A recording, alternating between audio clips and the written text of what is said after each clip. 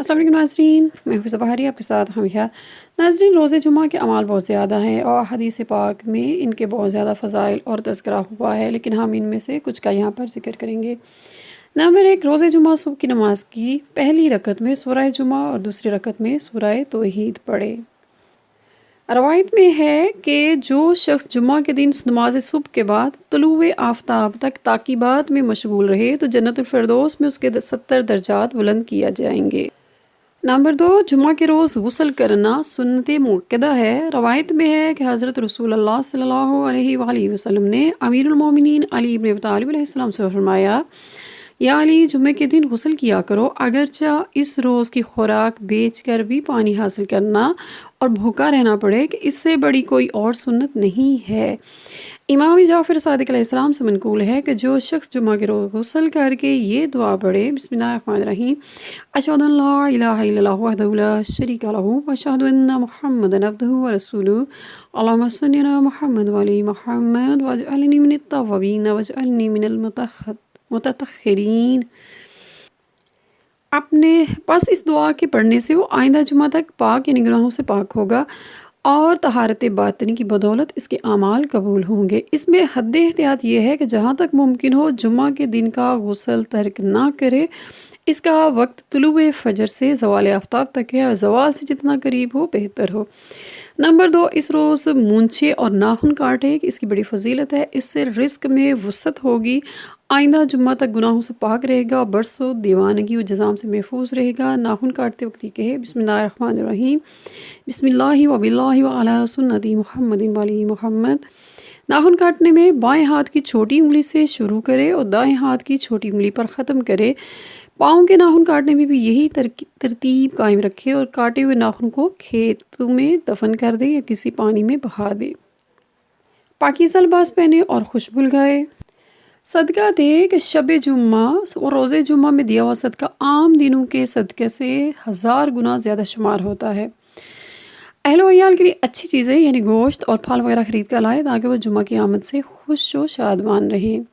ناشتے میں انار کھائے اور قبل زوال کاسنی کے ساتھ پتے بھی کھائے۔ اس ضمن میں امام موسیٰ کاظم علیہ السلام کا فرمان ہے کہ روزے جمعہ ناشتے میں 1 انار کھانے سے دل 40 دن تک نورانی رہے گا، 2 انار کھانے سے اسی دن اور 3 انار کھانے سے 120 دن دل وسوسہ شیطانی سے محفوظ رہے گا، یعنی نافرمانی سے بچا رہے گا، اور نافرمانی سے بچنے والا جنت کا حقدار ہوتا ہے۔ مسمع میں شیخ کا ارشاد ہے کہ روایات میں شب جمعہ روزے جمعہ انار کھانے کی بڑی فضیلت وارد ہوئی ہے۔ جمعہ کے دن سیر و تفریح کرنے، جھوٹی شان دکھانے، غلط کار لوگوں سے ملنے جلنے، نیز مسخرگی، شیر خوانی، عیب جوئی اور دیگر ناروا کاموں سے پرہیز کرے۔ اس کے بجائے خود کو دنیا کے بکھیڑوں سے بچا کر مسائل دینی کو سمجھنے اور انہیں یاد کرنے میں مصروف رکھے۔ امام جعفر صادق علیہ السلام فرماتے ہیں کہ افسوس ہے اس مسلمان پر جو 7 دنوں میں جمعہ کے دن بھی خود کو مسائل دینی کی تعلیم حاصل کرنے میں مشغول نہیں رکھ سکا اور دنیا کے کاموں میں پھنسا رہا۔ حضرت رسول اللہ صلی اللہ علیہ وسلم فرماتے ہیں کہ تم لوگ جمعہ کے دن کسی بوڑھے شخص کو کفر و جاہلیت کے واقعات اور قصے کہانیاں بیان کرتے دیکھو تو اس پر سنگ باری کرو۔ 1000 مرتبہ درود شریف پڑھے، جیسا کہ امام محمد باقر علیہ السلام فرماتے ہیں کہ میرے نزدیک جمعہ کے دن محمد علی محمد علیہ السلام پر درود بھیجنے سے بہتر کوئی عبادت نہیں ہے۔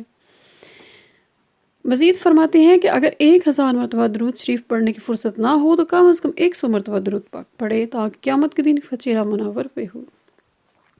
مزید روایات میں آتا ہے کہ جو شخص جمعہ کے دن 100 مرتبہ درود شریف، 100 مرتبہ استغفر اللہ ربی واتوب الیہ اور 100 مرتبہ سورہ توحید پڑھے تو اس کے گناہ معاف ہو جائیں گے۔ اور ایک اور روایت میں ہے کہ جمعہ کے دن ظہر و عصر کے درمیان محمد علی محمد علیہ السلام پر صلوات بھیجنا 70 حج کرنے کے برابر ہے۔